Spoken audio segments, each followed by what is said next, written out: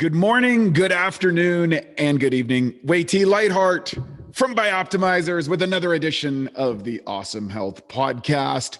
And today we have a very special guest. His name is James Swanwick, and he is an Australian-American investor, entrepreneur, speaker, former SportsCenter anchor on ESPN, host of the James Swanwick podcast, and the author of the 30-day no alcohol challenge. The 30-day no alcohol challenge, not the alcohol no alcohol challenge. Forbes listed James as one of 25 professional networking experts to watch. He's the creator of Project 90, an online program providing support and coaching for individuals eliminating alcohol from their lives.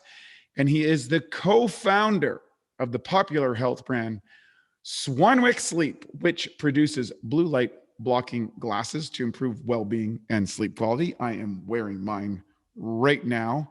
And of course, what's interesting with James is he was a reporter for Rupert Murdoch's News Limited, reporting on worldwide news, politics, business, and entertainment for newspapers, including the Courier-Mail and News of the World. Bro, welcome back to the podcast. Great to have you on board.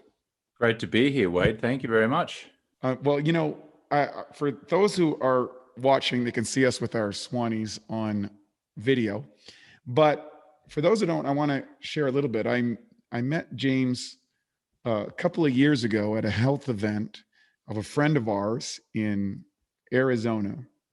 And what's really interesting about you, James, is you have just a very affable personality that you instantly want to connect with. And it's like you talk to you for 30 minutes and it feels like you've been friends with that person forever. So you have a unique skill to disarm people. And on top of that, you have an extraordinarily generous spirit, because at that time, my girlfriend and I at the time, you made a point to not only to say, hey, you were going to provide us some glasses, but you followed up, got it delivered. We both got them. And I had only met you that one time. I knew about you, but I had never met you. And so you are as advertised. Thanks for coming on here. And I'm curious right now, before we get into the alcohol stuff, how did you develop such an extraordinary ability to connect with people in a very short-term interaction? And it's a really incredible skill that I think you have. And I think a lot of people would underestimate how much of a superpower or wish they had it. Is it something you've always had or something you developed? Well, firstly, thank you very much for the compliment. My mother will be thrilled to hear her son spoken about in such glowing terms, I'm sure.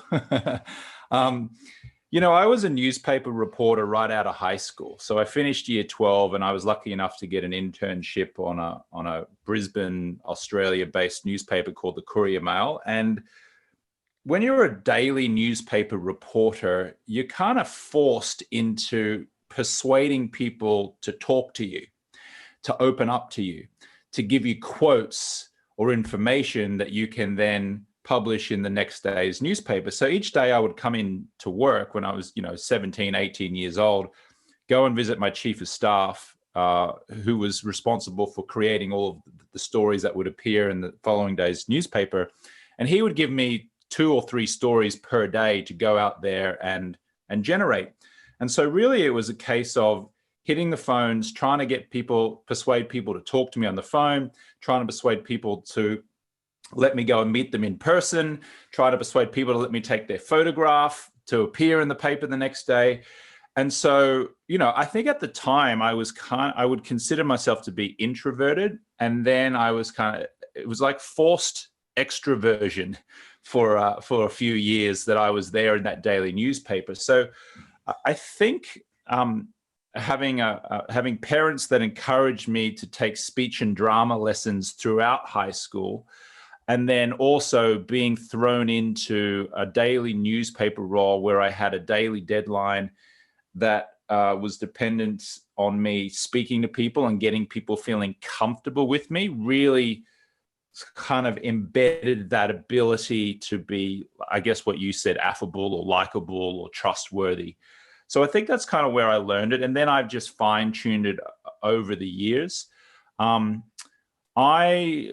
job that I ever got for myself before I became an entrepreneur, I never got it through sending in a resume or a CV. I only ever got it through personal contact, through a friend of a friend or an acquaintance of a friend.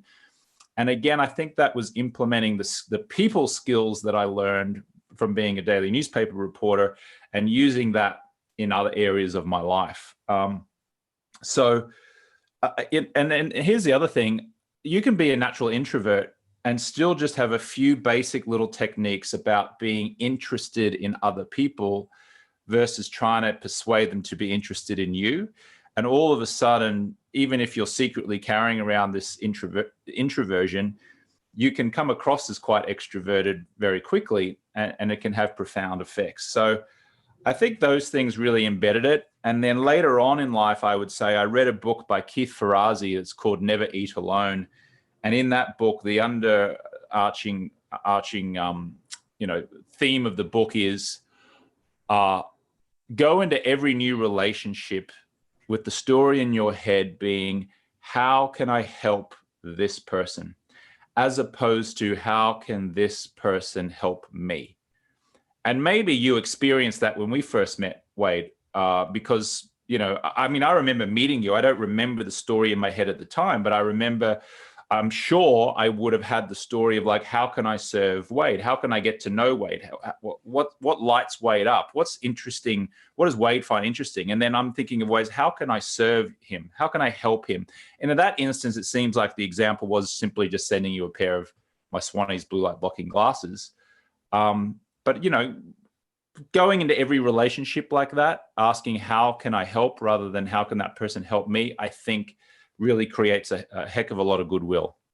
That's an incredible, I think, overarching philosophy, which you have demonstrated. And it's something that I'm very passionate about in my own life.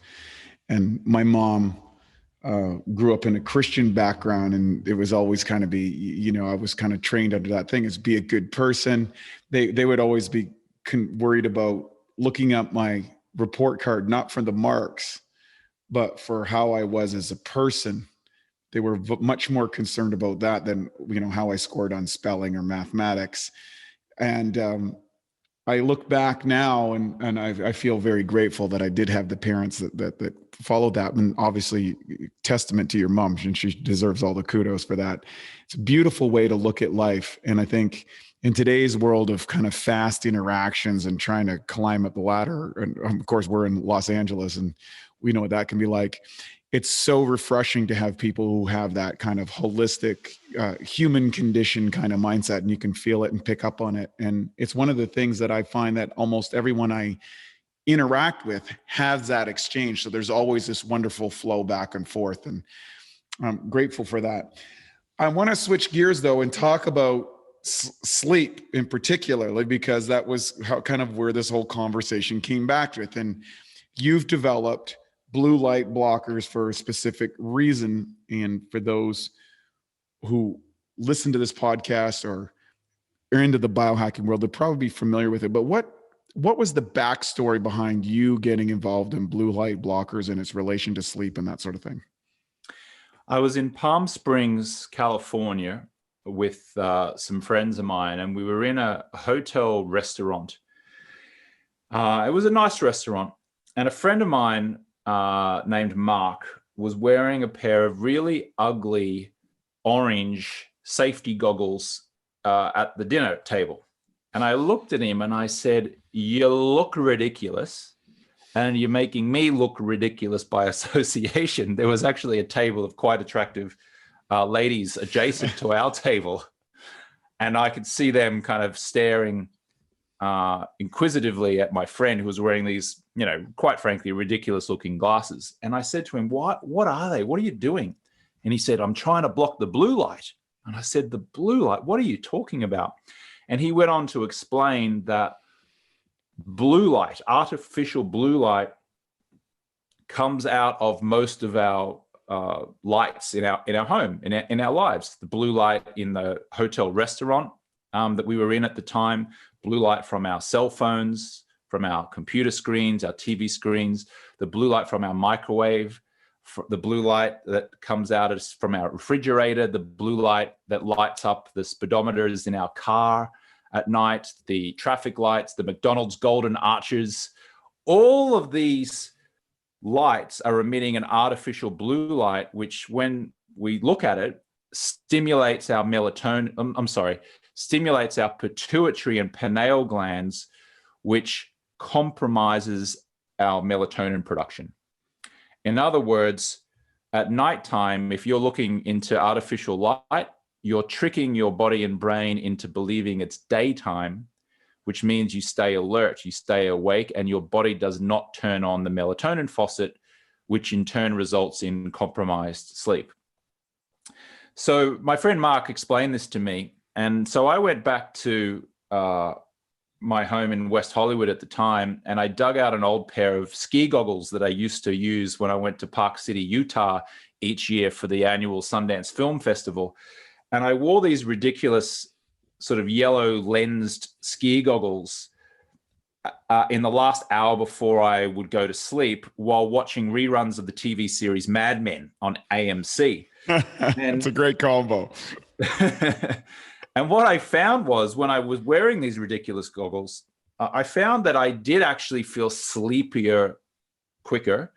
And when I removed the goggles, turned off the computer where I was watching Mad Men and turned off the light and rolled over and went to sleep, I realized that I fell asleep quicker. And when I woke up in the morning, I realized, actually noticed that I slept a little deeper than usual.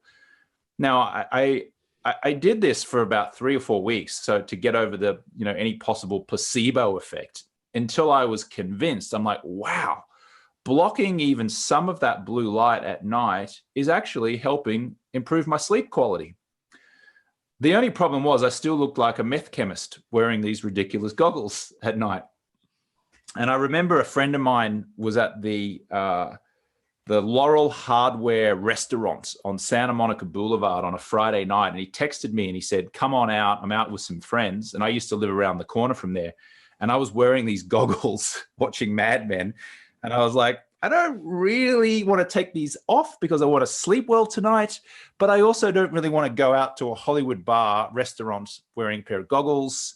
I'm going to look weird. Everyone's going to think I'm weird. And that was when the idea hit me. How can I create a stylish pair of blue light blocking glasses that I would be motivated enough to want to wear consistently enough, both inside the home and outside in public, without them thinking that I was a meth chemist, of course.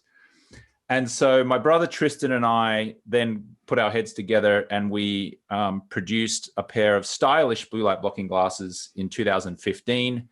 And we've been producing them and helping folks sleep better ever since. It's an extraordinary story. The question is, did you go to the party with the goggles on? No, I didn't.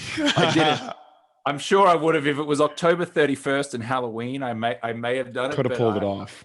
Yeah, no, I didn't do it. Trust me. Nowadays, they'd probably just say, oh, it must be a biohacker. But back then, that was very radical. And so over the last, I guess that's 5 years now that you've kind of developed a kind of one of the go-to brands in the industry. And what's that been like as a businessman and as an entrepreneur to kind of go from, hey, I'm watching, Mad Men at night with ski goggles to someone who is running and operating a company that's in the biohacking realm and providing a very useful tool for people to improve their sleep? Yeah. So I remember I was at Dave Asprey's Bulletproof Conference in Pasadena, California. It's about 40-minute drive outside of Hollywood, West Hollywood, in 2016, which was inside our first year of operations. And we bought a booth there. We said, let's take a risk. We'll get a trade booth and we'll try and promote these glasses. And we had almost sold out by 4 o'clock in the afternoon on the first day of a 3-day event. And people would just, biohackers everywhere in this big convention center in Pasadena were wearing our glasses. And the more people wore the glasses, the more people would come over to our booth going, what are these glasses that I see people wearing? And we had to quickly overnight more stock so we could sell more on day 2 and day 3. And luckily, fortunately, we were able to do that. But I remember thinking at the time, like on day 2, day 3, as I was walking through, just seeing, it seemed like 1 in 5 people were wearing our glasses. And this is like 1,000 people were attending this event every day. I was like, oh my goodness, this is just a smash hit. Like this is an absolute smash. We've crushed it. And we actually did generate $1 million in sales in our first 12 months. And that's kind of like a dream for Sure. first-time entrepreneurs or e-commerce owners or whatever. I mean, that's a dream. To be able to generate $1 million in sales in your first 12 months, that is incredible. And so we were just like, wow, we've just crushed it here. The first 6 months of the second year, we still did well. And then all of a sudden, like a lot of businesses have issues with growing too quickly. I didn't know what I was doing. I hadn't started a proper e-commerce business before. All of a sudden, you're dealing with like cash flow issues and times between buying stock in China and trying to get it over, and marketing, and things are starting to break, and our customer support is, all of a sudden I'm like, man, I got to create systems and processes in here. And it was just kind of like, it was a mess, or at least it felt like a mess. And to be honest, it did stunt our growth as a company. However, we were still serving people. Like, people were still thrilled with the product, and people were sleeping better and feeling great. And it was a really cool, fun brand. So it felt amazing. But the high that I felt in year 1 and maybe in the first 18 months turned into, like, I wouldn't say a low, but it was like, oh man, I'm struggling here. From like 18 months to 2.5, 3 years. I don't know if you felt that way before in businesses, but in the beginning, it was like, wow, this is incredible. We are crushing it. And then all of a sudden it was like, we've grown too quickly. And then it took like a year, almost 18 months to try and, get back to a situation where we had a strong base and a strong foundation to really build again.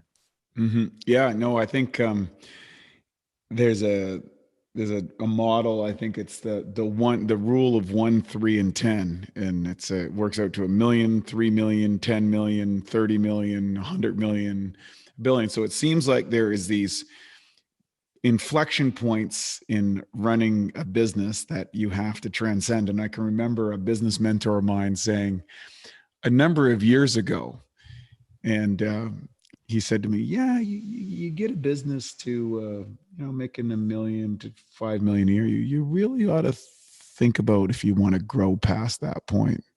And I remember thinking at the time, like, God, what does he really mean by that? And then having gone through that part with Bioptimizers, and I was like, oh, I get it. It's not for the faint of heart. Challenges don't end. They just increase. First, I always say there's a kind of a model. There's the volume of challenges that come up, and then there's the intensity of challenges, which seems to be the next level. And then the third one is the complexity that I think starts to go. The bigger your company is, the more people involved, the more moving parts, whether it's supply chain, cash flow, manufacturing, customers, like it's an endless array, new channels, whatever it happens to be. There's at each level, there seems to be another array of challenges that come up, and that can be fun and exciting, or it can be a drudgery and horrific, depending on the nature of the entrepreneur, the passion for what you do, and the people that you have around you kind of rowing the boat with you. And I think also identifying what you're good at and what you're not good at, I think, is probably the biggest obstacle to growth. And I think it was Tony Robbins that said, the chokehold of any business is the mindset and skill set of the entrepreneur. And I thought that's a very telling component. I want to move on because you've got an extraordinary brand, and we'll put links to where people can get James blue light blockers. I've been using them for years, so thank you for that. I really appreciate that. And I think it's a lovely thing. I used to actually make fun of you actually solved the problem with my girlfriend at the time. And she used to wear these really horrific looking blue light blockers that look like bug eyes. And she'd be wearing them around the house. And I'm like, God, it's just wigging me out. When you wear those things, it's just like, I don't know. It just feels like disassociative. And she got yours and everything kind of worked out all nice and smooth. So thank you for that. You've got another passion though, that I think is very close to my heart. And that is you teach people how to reduce or quit alcohol. And that seems like an interesting topic because I mean, alcohol is everywhere. It's integrated into virtually every single social setting that we have here in North America and around the world in a lot of places. What gave you the idea that you wanted to engage in that? Like that's an interesting topic that probably has a cool backstory that people might not know. Yeah, well, I grew up in Brisbane, Australia. I was a societally acceptable drinker. So I would have a couple of beers at the end of a day. I might have, maybe a couple glasses of red wine instead of the beers. Maybe 2 seemingly innocent drinks per night at the end of a day. On weekends, I might drink a lot more. Rarely did I get drunk. I wasn't waking up in a ditch. I wasn't getting arrested. None of that kind of stuff. I was just a consistent drinker. What I found was I got to my mid-30s and I realized that I'd been putting on some weight and I hadn't been sleeping as great as I used to sleep. And I was kind of just operating at what I perceived to be like a 6 out of 10. It was kind of like just blah. Mm-hmm. I wasn't excelling. I wasn't rock bottom either. I was just kind of like blah. And in March 2010, I was in Austin, Texas at the South by Southwest Festival. I went out to an industry party on a Friday night. I had 2 Bombay Sapphire gin and tonics. Didn't get drunk, just 2 drinks. Got in a taxi, went back to the hotel where I was staying at, which is 20 minutes north of downtown Austin. Went to sleep, and I woke up in the morning and I looked in the mirror and I was like, man, you look a bit weathered, James. Like you got some crow's feet, wrinkles, your skin's dry. I had a little beer gut. It wasn't a huge beer gut, but it was pronounced enough that it was noticeable. A little beer gut happening. And I took a shower and I went next door to this IHOP, International House of Pancakes, which was adjacent to the hotel that I was staying in. And I walked in there and I sat down, I sat in the window seat. And I looked around and there was some very unhealthy looking folks eating in there, or you can eat pancakes with maple syrup and whipped cream. And it was an overcast day. And I was looking out the window and the view out the window was horrendous. It was like a big highway because this hotel was adjacent to a highway. And I remember just looking out the mirror and just looking out the window and just saying, James, just take a break from alcohol. Just take 30 days off just to see if you can do it. Let's try and feel better. Because I had a tiny little hangover, like my mouth was dry. It was kind of like, it just felt average. Again, it wasn't like the worst hangover in the world. It was just 2 seemingly innocent drinks, but it was enough for me to just go, ugh. And so in that moment, in that IHOP, I just said, you know what? I'm going to go 30 days without drinking. And I did. And in 30 days, I dropped 13 pounds of fat, if you can believe it. Just fell off me, 13 pounds, just like that. Wow. I slept better. Instead of having 7 hours of disturbed sleep, I had 7 or 8 hours of deep restorative sleep. I joined a gym up on Hollywood Boulevard, walking distance from where I was living in Hollywood at the time. Took like a little 2-week, 14-day trial membership and started moving my body a little bit more. And at the end of 30 days, I was like, actually, I feel pretty good.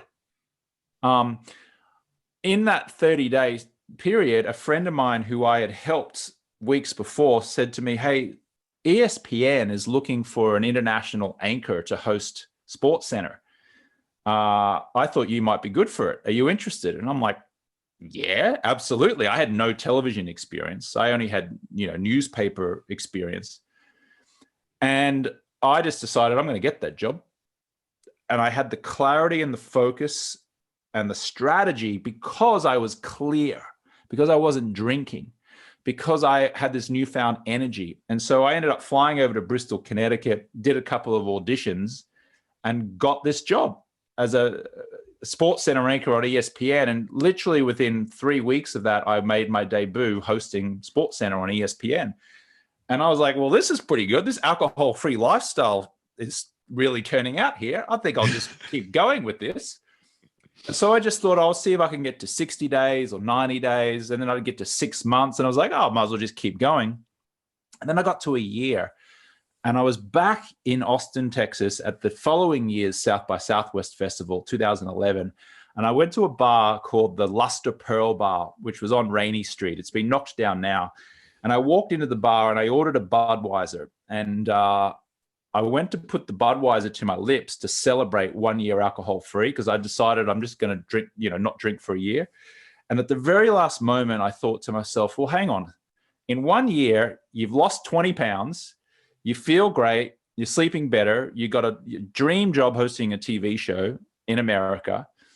You're learning how to be an entrepreneur. You've attracted higher quality relationships. Like, this has been pretty much the best year of your life.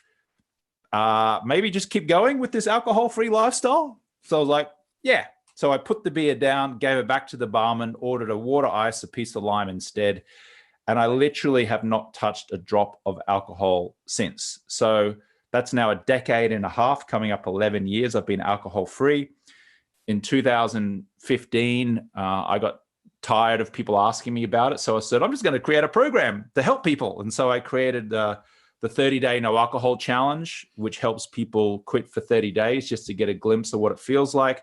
And then later on in 2017, I created a 6-month support program for high achievers, folks maybe in their late 30s, 40s, and 50s, business owners, sales professionals who want to reduce or quit alcohol so they can increase their performance and feel better and finally get power over alcohol. And it's helped about 20,000 people now, change their relationship to alcohol. And then I'm currently writing a book, which hopefully will be out 2022. Again, really just introducing the world to the alcohol-free lifestyle. Beautifully said. And a lot of people don't know I don't drink alcohol either, and neither does my business partner. And it's not that we have anything against it, but we both have discovered that we seem to function better and are able to do what we do at a significantly higher rate without alcohol. And it was funny that you should say that, because I was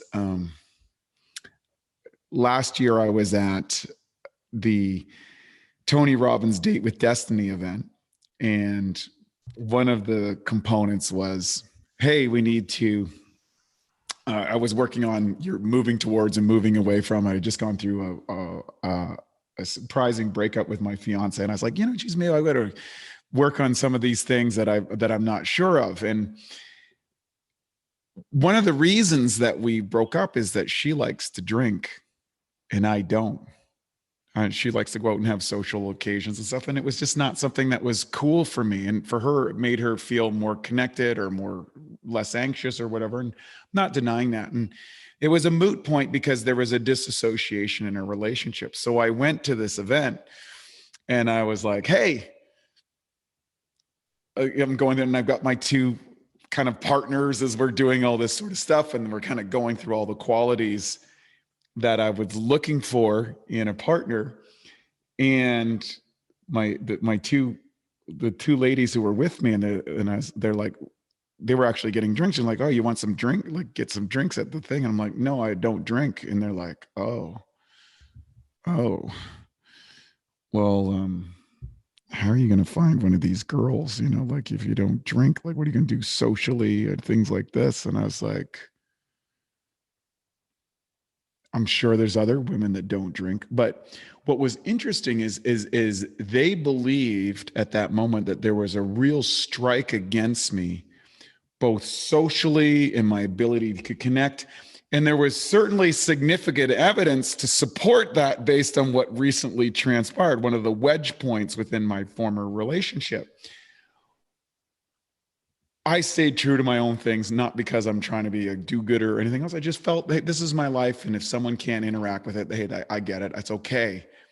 How do you deal with people who feel that alcohol is an absolute must for social connection or business or taking the edge off or, creating that romantic environment with a sexual partner?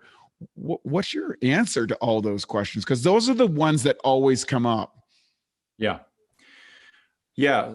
Well, that's most people in the world at the moment. I'm afraid to say, Wade, because most of society has been brainwashed, in my view, to normalize alcohol.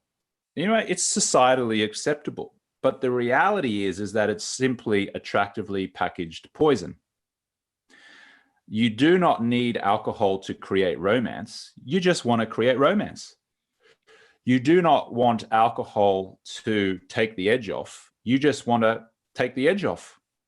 You do not want to drink alcohol to relieve you of your stress and anxiety. You just want to be relieved of your stress and anxiety.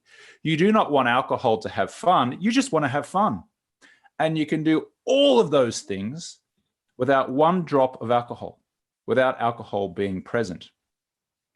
Now, I get it. I mean, I get why people think and believe why they need alcohol in order to fit in or to create fun or to create romance. I get it, because this brainwashing has been going on for decades. It's in all of our advertising. You watch any of those Super Bowl ads and, where they're promoting the beer brands like Budweiser and Coors Light. It's all goofy guys or hot, attractive looking women.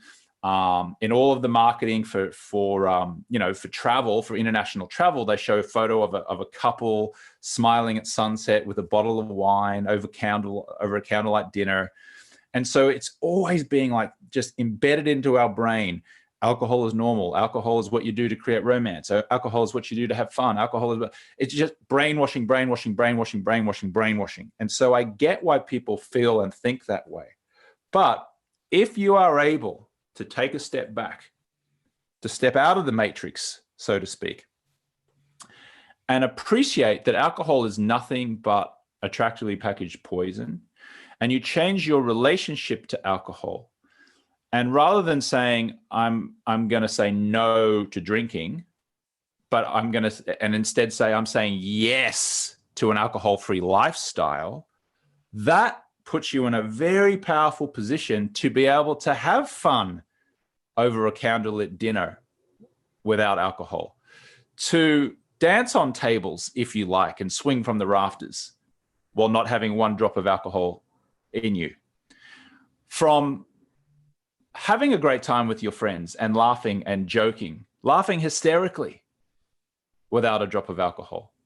It is possible. And in fact, I would suggest that is the way life is supposed to be. It's like when nature didn't create alcohol. Human beings created alcohol. Human beings, in fact, do you know where the term alcohol comes from, Wade? No, please expand for us. It's an Arabic term, al-kuhul, and the translation of al-kuhul is literally body-eating spirit. So alcohol is a body-eating spirit. It was used in witchcraft back in the days. And so human beings mostly are using this to numb themselves from the pain of being human, to numb themselves from any social awkwardness they feel. They're using it to create a level of confidence in them. But what I do in my coaching and in my outlook, I guess, is you're already naturally confident. You're already naturally fun. You're already naturally healthy. That's already inside you. It's just this attractively packaged poison that you are consuming is getting in the way of your natural state of being. So to answer your initial question, how do I deal with people who kind of turn their nose up at me? The answer is I don't have to, because nobody really does, because of the way of my being when I'm interacting with those folks.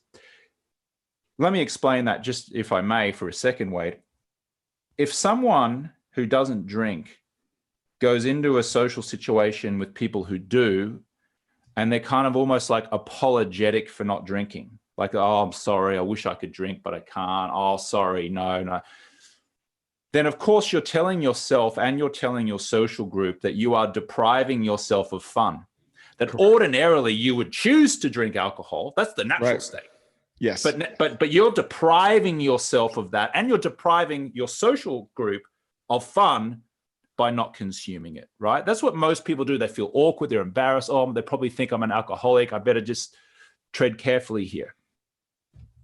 Versus another scenario where you're just like, yeah, I'm alcohol free. Haven't drunk in a decade, but love it. You go to town. Let's go. We'll swing from the rafters. We'll have fun. I will go toe to toe with you on a drinking contest. You go your wine and I'll do shots of this sparkling water and lime, and just laugh and be lighthearted about it.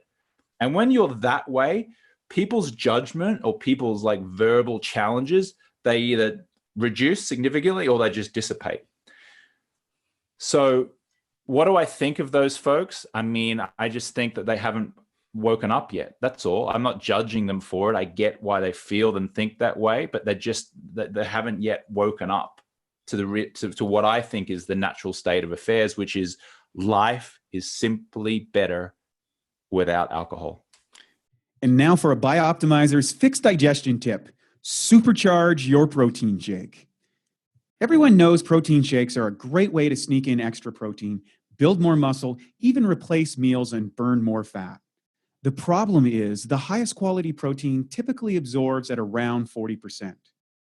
One way to fix this and dramatically increase how quickly and effective your protein shake digests is to add 2 to 3 capsules of masszymes into your shake. One research study showed that pre-digested protein during a meal increased muscle growth significantly. To take advantage of this, just blend the open capsules into your shake, and within 15 minutes or less, the enzymes will have begun to break down the protein into amino acids. This can make your shakes at least 2 to 3 times more potent. Some people do this and sip on their shake while lifting to provide their muscles with a steady stream of amino acids during their workout. To save 10% on masszymes, use the code SHAKE10, that's SHAKE10, at masszymes.com. That's SHAKE10 at masszymes.com. Beautifully said. And I can recall a few years back, a friend of mine who's a very successful internet marketer, and he had a whole group of kind of the wild and crazy internet marketers that were attending his wedding in Mexico. And he said to me beforehand, he said, Wade, and it's one of those, all you can eat, all you can drink kind of facilities, which are so, common in those elements. And he says, Wade, you're the only guy in my life that doesn't drink that I would even consider inviting to my wedding. And he is one of the most fun-loving, outrageous kind of guys. And he likes to drink and party and all that stuff. But he said, I know that you're like, it's not going to affect, like, you're going to be the guy dancing on the floor more than everybody. You're the guy staying up late more than everybody. You're the guy like doing all this stuff. And to me, it was such a nice compliment because like you suggested, I went through those early stages where I would go to the social gathering with my family members, for example, at Christmas time, which I do every year, and not my, like, kind of my extended family. And I can think of one event and, everyone's like, you have a beer, right? You're going to have a beer.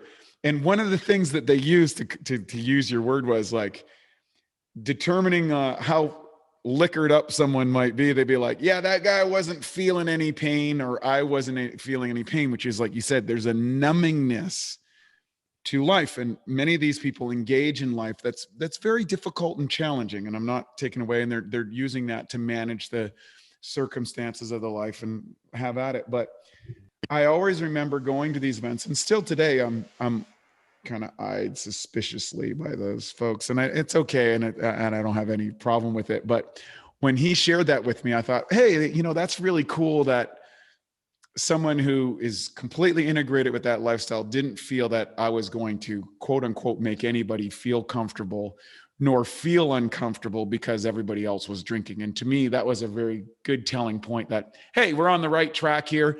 You can do all the things that you suggested. And I'm not here to be advocating that everybody needs to be a teetotaler or anything. I'm just saying as well, I've acknowledged, and a great number of my friends in the biohacking community and people within my own company, we just don't drink. And I do feel that there's a certain level of clarity. And for me, and I want to add to this because I for people who might be drinking or thinking about this, I'm encouraging them to take your 30-day journal. I'm going to share a story that I had because I think this is important. And I've never shared this with anyone. And that is, I had stopped drinking for a long period of time. I had gone through bouts of it when I was a competitive athlete. And then I had stopped again for meditation purposes and stuff. And I realized that I had a little bit of an attitude about it. I had a judgment about other people that, oh, they're a drinker. And it kind of creeped into my thinking. And one day I started to recognize, is like, wait a second, I'm actually passing judgment on somebody for what they're doing. So who's the problem? Maybe people can pick that up. And so I had studied this meditation technique is to just allow all things to happen, whatever they were. And I said, well, I've got this attitude about it. So it came out that I said, no attitude about it, no deal. Someone offers me a drink, I'll just drink it, whatever. And I did this for a period of time. I ended up dating a woman who was a drinker. And she was, and I would say that she was probably an alcoholic. And so we'd be kind of hanging out. She was a lot of fun. It's like, hey, you want a beer? Yeah, sure, I'm going to have it. And I was doing this. And then we ended up one night at this bar, and that I wouldn't normally go to. But she was there drinking. Come on in, have a drink. I ran into her. And her ex-boyfriend came into the bar that night. And he was also an alcoholic and was frequent of that. And he came in and there was a discussion or whatever. And I was just kind of like, oh, whatever, they're working their stuff out. And he grabbed her in a kind of a rough way. And I had known that she had been subject to abuse at another time. No, I don't think that person would have done that had he been in his right mind or had she been in her right mind. So I knew that there was impact on that. And so I went over to the fella and I said, hey, time for you to leave. That's not appropriate to put your hands on this woman, whatever. Now, as I got closer to the person, the people in the bar who knew this person regularly decided that, hey, oh my God, I think Wade's going to go kick that guy's butt, right? And so the manager, the cook, and one of the servers attacked me. They attacked me because they thought I was going to attack this guy. And all of a sudden, now I've gone from this situation and I had these people by the door. And so I drug everybody outside because I didn't want to get in a fight inside the bar because that's unestablished. Outside's another thing. So I had some wits about me still. And I disabled the attackers. And at one point I was getting this chokehold on my neck from this huge guy that was the chef. And I was going to throw him over my back and his back would have hit this kind of railing, and it probably would have broke his back or certainly hurt him really badly. And I stopped and I just said, why is everybody attacking me? And the guys are like, well, we thought you were going to kill this guy. And I'm like, I just wanted the guy's grabbing a woman in a rough space. I'm trying to help her out of this situation. And you guys are attacking me. Well, this guy's going for this doesn't make any sense. I went back in the bar, hung out with the girl a little bit, went home. And the next day I woke up and I had this pain in my throat from where the guy was choking me from behind. And I said, Wade, would you have been in this situation if you wasn't drinking? And I said, no. And at that point, I said, I'm never touching that again. Because like you said, I was in a situation, I was in an environment, I didn't have my wits about me the same. I wasn't able, I just had a little bit of fog that had built up over the times that had happened. And I knew I was making decisions and making choices in my life that I wouldn't normally. And the cascade of those little choices over time make a difference in your business career. They make a difference in your health. They make a difference in your relationships. They make a difference in everything. And the reality is, alcohol is a depressant. It dulls the senses. It doesn't make you as sharp as you like to think of. Would you agree with that? 100%. It's filled with toxins. And when you consume alcohol, it gives you a temporary and illusionary feeling that's a high, that's a buzz, right? So it's temporary and it's illusionary. And the sad thing is that when those toxins finally leave your body, then it becomes a depressant. It causes you irritation. It compromises your sleep. Now, again, I want to stress this. You do not need to be an alcoholic for alcohol to be destroying your life. You can be a societally acceptable drinker who just has a couple of drinks per night. Even one seemingly innocent glass of red wine a night is enough to compromise your sleep, which causes just a little bit of irritation the next day, which causes you to snap at your husband or your wife or your girlfriend or your partner or your kids, which causes just a little bit relationship issues, which causes you to seek refuge in some sugary foods like a Kit Kat or a coffee from Starbucks with some extra cream or a couple of sugars, just to give you a little pick-me-up because you're feeling a little bit tired or awkward or irritated from the night before when you had a couple of seemingly innocent drinks, which then leads to you putting on just a little bit more weight. Let's call it 5 or 10 pounds over the year, which results in you feeling just a little bit less confident, which creates just a little bit more self-judgment, which creates just a little bit more relationship challenges with your boss or your colleague or your staff or your friends or your lover or your wife or husband or kids, which causes you to seek refuge and numb just a little bit with another nightly glass of wine or beer at the end of the day. So you can see the spin-off effects of this seemingly innocent drink, which has just infiltrated all areas of your life. And in most cases, for most people, it's a silent, almost invisible, damaging effect. They don't recognize that it is that seemingly innocent glass of wine or beer. It's kind of like death by 1,000 cuts. It's like this invisible kind of energy leak going drip, drip, drip, drip, drip, and it just kills you over time. Because most people think of like, oh, geez, he's not drinking, he must be an alcoholic.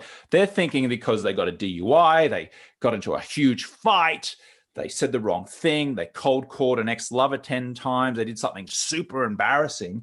And that can happen, but I challenge you, if you're listening or watching this now, just really have a good think about what is the damaging effect of just the seemingly innocent glass or two each night.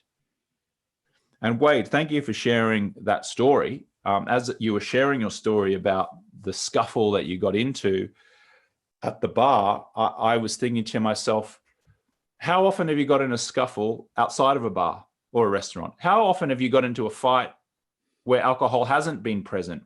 I would suggest for you and for most people, probably almost never. Mm-hmm. But you see a heck of a lot of fights taking place where alcohol is involved. So you just look at it as pure like data. Look at it as data. It's like when I've got in fights or scuffles or arguments, has alcohol been present? And for most people, 9 times out of 10, the answer will be yes. Mm-hmm. And if it hasn't been present, maybe it's because you're feeling the effects of the alcohol the night before. I think that's true. I remember taking advanced drugs and behavior in a psychology class at university.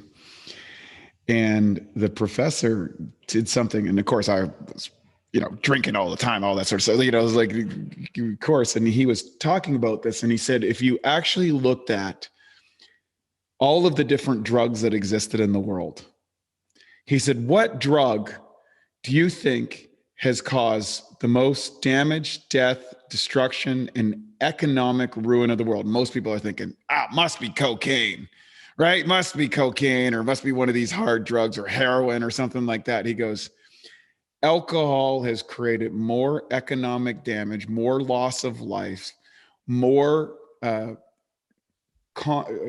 damage to society, both in the family unit and at large, than all other drugs combined on the planet. That's right. And yet it is promoted and regulated by the government, which I find just absolutely fascinating. And I'm certainly not, I do believe that I'm more of a libertarian. I think, hey, people are going to get access to it, put it into the regulatory components. But I find it very interesting that something that could be so common could be also so damaging. Any thoughts about that? Yeah. I see some cultures that introduce alcohol very young in life, and they seem to have less challenges than the cultures that introduce it later in life. Like, here in the United States, it's 21, in Canada, it's 18 and stuff like that. Any thoughts around that particular, those things? Yeah, well, it's not funny at all. I was about to say the funny thing is, but there's nothing funny about it. When the COVID-19 restrictions and lockdowns were taking place, and the government was announcing the closure of non-essential services and the keeping open essential services, have a guess what liquor stores were considered? Essential. Yeah. Liquor stores were considered an essential service. So all of these small business owners had to shut down because they were non-essential, but we're going to keep open the liquor store, which causes more family strife, more health concerns, more mental issues than all other drugs combined, more than opioids, more than heroin, more than cocaine, like all that stuff. That is how ridiculous our society is at the moment. Like that is just, to me, that is just the most preposterous thing that came out of the whole COVID-19 lockdowns. For me, I mean, obviously I'm biased because I work in this, I'm familiar with alcohol. I coach people on how to reduce or quit alcohol. But the fact that liquor stores were considered essential services should show you, or should wake you up to realizing just how backwards our relationship to alcohol actually is. Well, same thing. They've kept fast food restaurants open. So you can go get fast food, and we know that the obesity and diabetes and heart disease are the three major comorbidities that increase mortality rates for people who have COVID. So we keep those things open. Then we increase the stress about, financial stress, not being able to produce, not being able to provide for your family, having the uncertainty, the loss of business. If we look at everything is upside down and inverted, and I do believe that a lot of people who are making these decisions are making those decisions based on cloudy judgment and proclaiming to those people who are spending a lifetime of maintaining cognitive clarity and health and vitality as the boogeyman. And as we're the people that's not conforming, we're the people who are inviting destruction and death in the world. And there is zero evidence to support that the people in the health industry are advocating, we're like, hey, let's be out in the sunshine. Let's take our vitamins and minerals to boost our group. We don't necessarily need masks and things like this that people do. We need sunshine. We need to go. They closed down gyms, which are exercising. We have a micro. So, but we can go get drugs at the drugstore. We can go get alcohol at the alcohol store. We can go get fast food, and the corollary damages of those are well documented and assured, but that's okay. And now we're going to get the virus. I know or the vaccine. I'm going on a tangent, but I'm just like, wait a second. This doesn't make sense. What do we say? Is it easier to make that assessment when you're, as they say, clear and sober thinking? And I got another piece on that I want to add. Yeah, I mean, I'm in alignment with how you feel on this.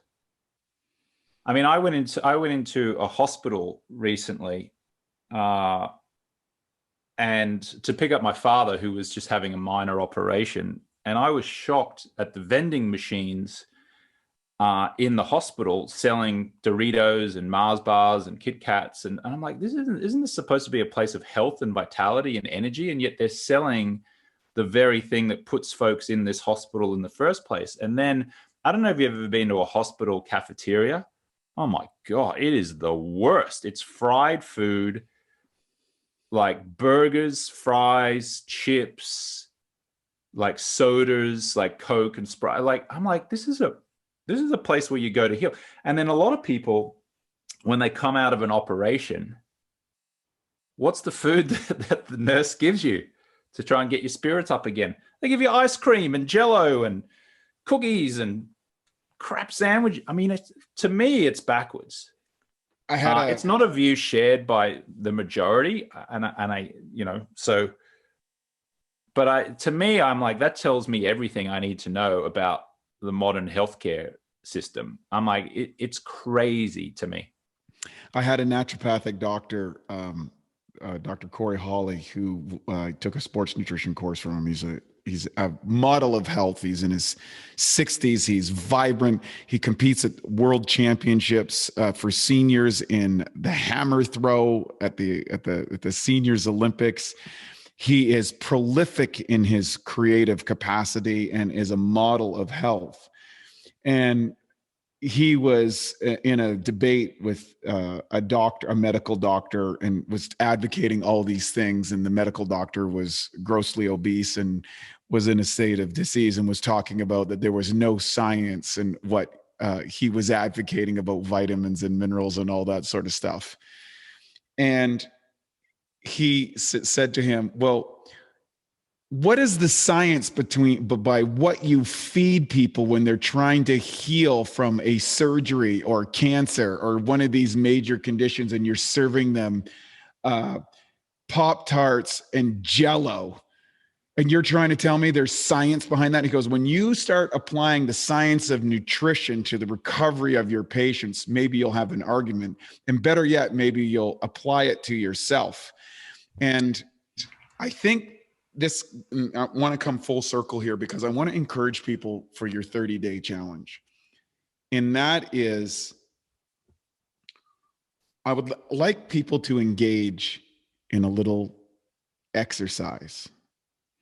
What if the things that you've been doing over the last while, those little mornings that you woke up with a little hangover or less than, or not feeling yourself from a night of out partying or a few drinks after work or whatever, and think about how many years you've been doing that. What if what James said is true? What if that does make you a little less aware, a little less sharp, a little less focused? And what if you've been doing that for 5, for 10, for 15, for 20 years? What do you have to lose if you tried 30 days to run an experiment to see if you feel clear, a little sharper, a little more focused? Wouldn't it be worth it to just experiment? And if it didn't work out, you could say, you know what? These guys were full of crap. I'm going back to my boozing ways. I'd be interested to run that experience. So I'm encouraging people to do it. Where do people find out where you are, how to do this experiment, and what they might find by doing it? You can find everything at jamesswanwick.com. You spell my last name Swanwick. So I've got links there to the 30-day no alcohol challenge. Also, our 6-month support program is called Project 90. There's a link there as well. If you'd like to get a free guide, I've produced a guide that helps folks really change their relationship to alcohol. Again, you can find the guide at jamesswanwick.com, or you can just go to jamesswanwick.com/guide. And then feel free, if you want to reach out to me and ask me a question, or just share what's going on with your alcohol journey, or ask me any question about sleep. You're always welcome to send me a direct message over on Instagram at James Swanwick. Just let me know that you heard me here, or you saw me here. And you can find, all you need basically, at jamesswanwick.com or over on my Instagram. James, you are an incredible man, and just a wealth of knowledge and information, and good at a lot of different areas, I might say. And I really commend the work that you're doing and advocating this. And I had no idea that we would go down this road. And that's what I love about doing this podcast, because, I know that cutting alcohol out of my life made a massive difference. I know that using your blue light blockers has made a difference in my life. And I know that your networking ability has made a difference in my life. So if your goal was to make a difference in people's lives, I can absolutely attest on 3 different occasions, plus this one, that you've made a difference in my life, and of course the people associated with me. And I want to thank you for that from the bottom of my heart. You're a good man doing good things in the world. And if you're out there listening to this podcast, folks, make sure you check out James' information. We've got all of the links associated with it. Any last words, closing things before we wrap up the show, James? Life is simply better without alcohol. Amen. Well, there you go, folks. From the man himself, go get those blue light blockers. The Swannies are where it's at. And of course, if you want to try his 30 days alcohol-free lifestyle, please download it. Give it a shot. You know what? Great time to get this. This will be coming out probably just right after the holidays. So good time to implement it at that time. I'm Way-T Lightheart from Bioptimizers. That's another wrap of the Awesome Health Podcast. We'll see you on the next episode. Ciao. At Bioptimizers, our mission is to fix digestion. And a cornerstone of digestion is gut flora. P3OM is our patented probiotic formula. In fact, we call it the Navy SEALs of probiotics. You see, strong proteolytic or protein digesting activity is paramount to having a healthy gut flora. And of course, P3OM provides that. The good news is, unlike weaker probiotics, P3OM survives the digestion process. What it does is it basically multiplies the good guys while protecting you against pathogens, or what some people call the bad guys. P3OM really helps to rebuild your digestion. And what that allows you to do is to maximize nutrient uptake, energy, and metabolism. To find out more of how P3OM can help you, go to www.bioptimizers.com. Thank you for listening to the Bioptimizers Awesome Health Podcast. You can find more information at bioptimizers.com.